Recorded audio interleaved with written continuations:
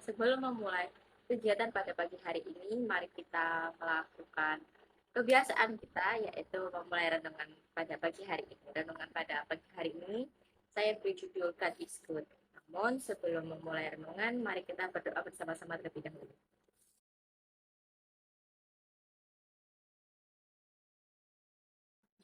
Bapa surga yang penuh kasih, kami datang ke hadirat-Mu pada pagi hari ini dengan hati yang penuh syukur dan pujian.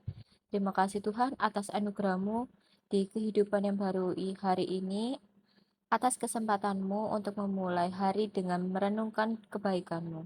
Sebentar lagi kami akan memulai renungan harian pagi kami pada hari ini. Kami mohon agar Roh Kudus-Mu hadir di tengah-tengah kami. Bukalah hati kami dan pikiran kami untuk memahami dan merasakan seluruh kebaikan-Mu serta menyertai kami. Biarlah setiap kata yang kami baca dan setiap doa yang kami panjatkan membawa kami semakin lebih dekat kepadamu ya Bapa, dan memperkuat iman kami akan kebaikan-Mu yang tidak terhingga. Tuhan, tolong bimbinglah kami sepanjang hari ini.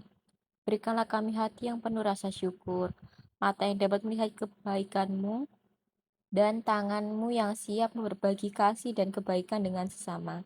Dalam nama Tuhan Yesus, Juru Selamat kami. Haleluya. Amin.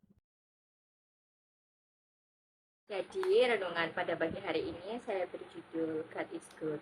Nah, sebagai remaja, kita sering dihadapkan dengan berbagai tantangan dan pergumulan yang tampaknya nggak ada habisnya ya. Mulai dari tekanan di akademis, masalah persahabatan, hingga kekhawatiran tentang masa depan. Semua membuat kita merasa terbebani dalam situasi saat ini.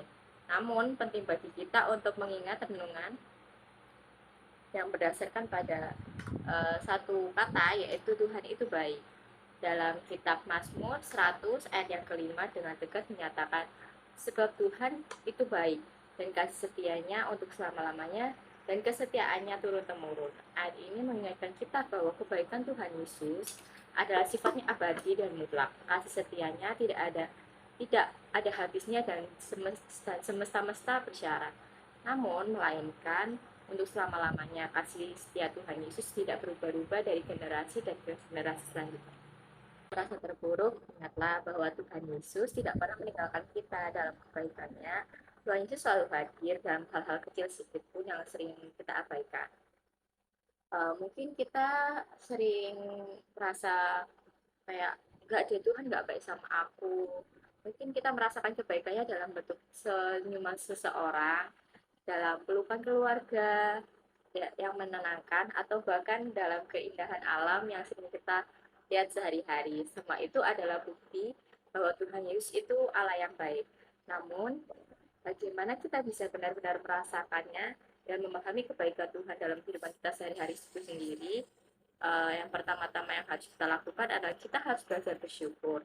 Ketika kita mulai menghitung berkat-berkat apa yang kita miliki, kita akan menyadari betapa banyaknya kebaikan yang Tuhan Yesus berikan kepada kita.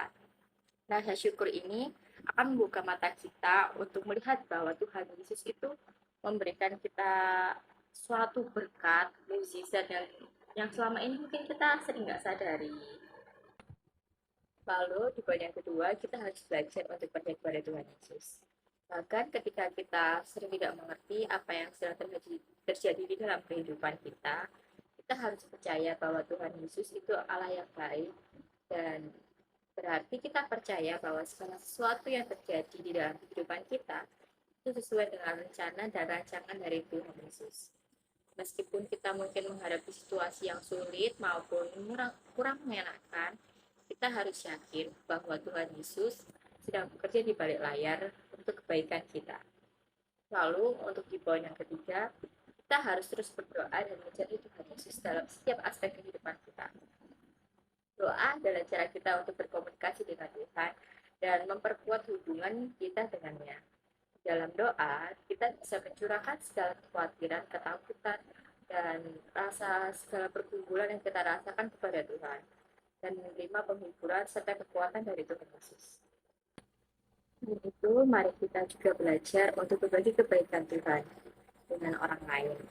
Ketika kita merasa kebaikan Tuhan, kita harus bertanggung untuk menjadi saluran kebaikan bagi sesama kita.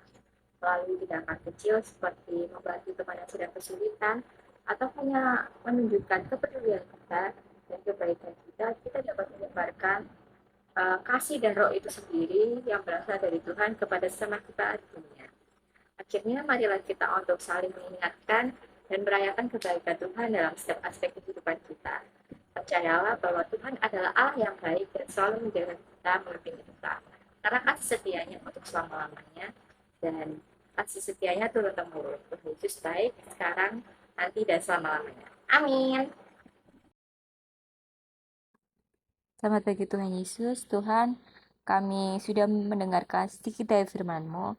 Kiranya firman-Mu ini dapat tertanam dan menjadi pengingat di dalam kehidupan kami sehari-hari, bahwa Yesus adalah Tuhan yang tidak pernah tidur dan Engkau adalah seorang Bapa yang tidak akan membiarkan kami, anak-anaknya, terjadi sesuatu.